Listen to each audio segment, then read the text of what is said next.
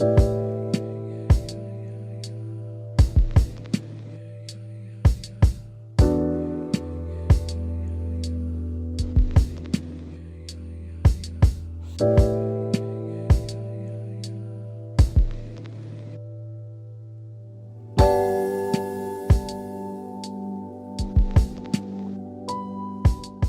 everyone, welcome to my channel. My name is Teresa, and today I'm going to be making some mood boards from my characters from my project called Sector Zero, which is a dystopian horror novel that I'm currently writing. So I'll be talking a little bit about my characters and my story today, and I'll kind of show you guys my process of how I make character Pinterest boards and how I make mood boards for my stories. I'm going to be using Pinterest to get my photos, and then I'm going to be using Canva to make a collage and put all the photos together. I already have Pinterest boards for most of my characters, although there's a couple characters that I still need to make boards for. I think the character I want to start with is Dr. Victor Gov, and he is the main antagonist in the story.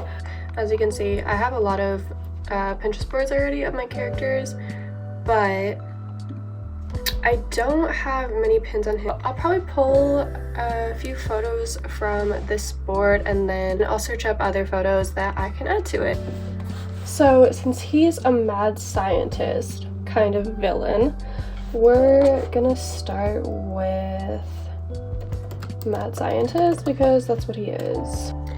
So I'm just gonna scroll through Pinterest and look for some photos that I think would match him, like this one. There's a lot of cyberpunk elements in this book, so I definitely want him to have these cyberpunk looking futuristic glasses.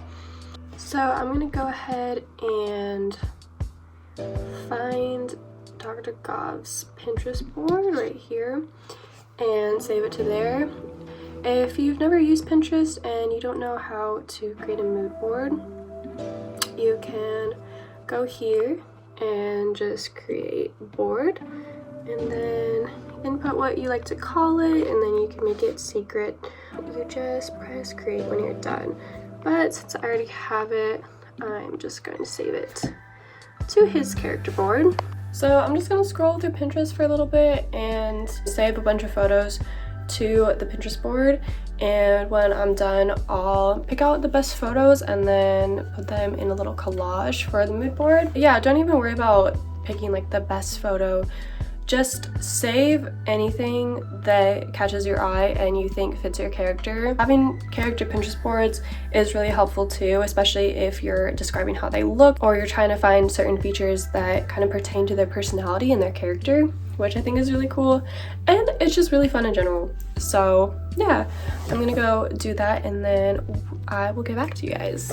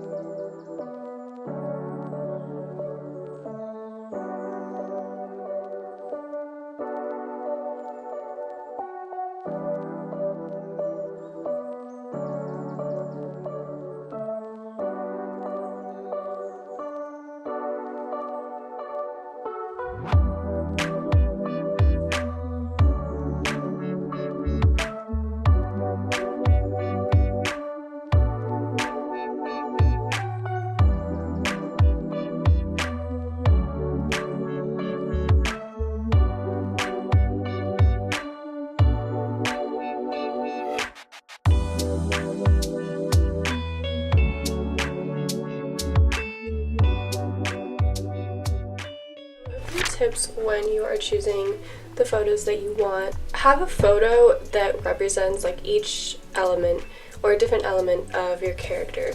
So I want to include a quote that my character would say or something that represents him. Like, for example, I have this quote that says, "Unfortunately for everybody, I will keep doing whatever I want."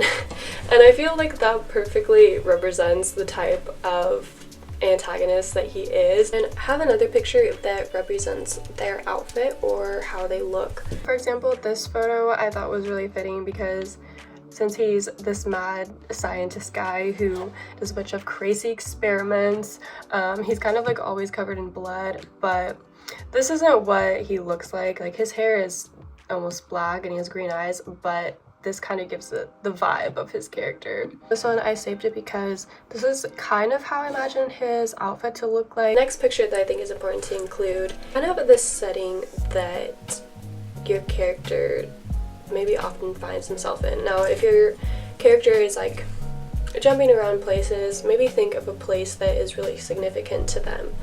So obviously he's a scientist, so he is in the laboratory a lot. He's in his laboratory doing little experiments, doing research.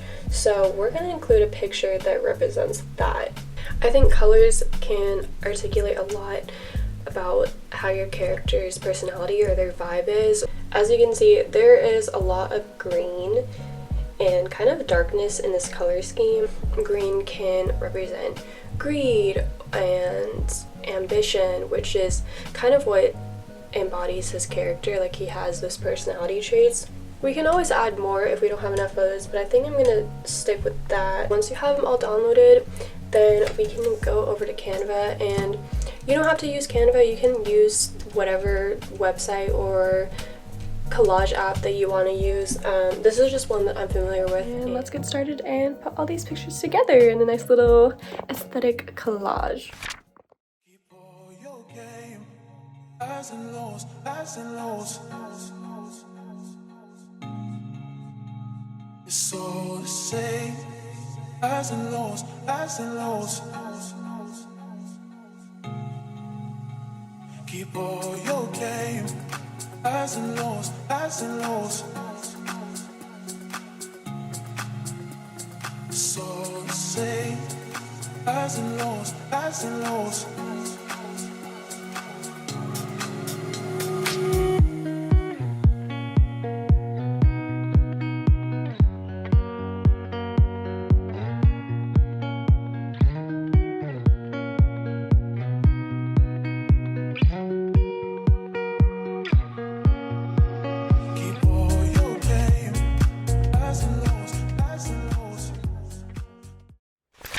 So I finished my character mood board, and this is what it's looking like.